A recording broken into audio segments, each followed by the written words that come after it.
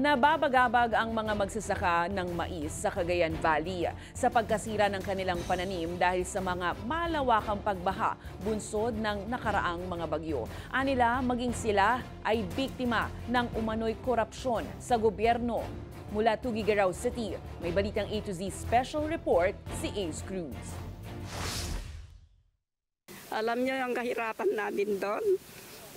Talang malunod kami doon dahil malalim kasi ang namin doon, tubig. Hindi na napigilan ni Nanay Crescencia na mapaiyak sa panghinayang sa pinsalang dulot na nagdaang mga bagyo at pagbaha sa mga taniman ng mais sa Alcala, Cagayan Valley. Hindi niya maiwasang maisisi ang pagkasira ng pananim saan niya ay malawakang korupsyon sa gobyerno.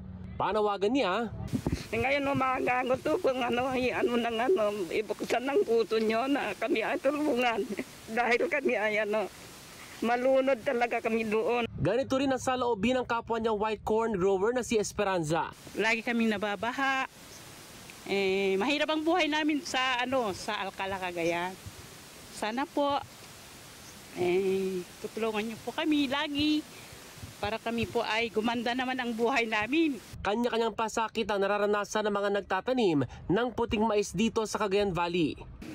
Nakapaligid sa akin itong taniman ng yellow corn. Ang distinction between yellow at white corn, mas matataas ang pananim na ganitong mga yellow corn. At makikita nyo sa ibabang bahagi ng tanim na ito, nandito na yung mga hibla-hibla na color violet.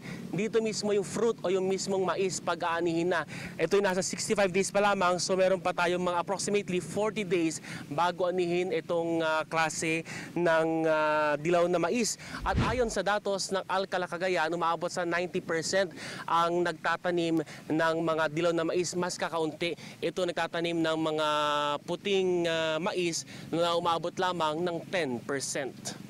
Bawat magsasaka kailangang pagandaan ang mga pagsalanta ng mga bagyo.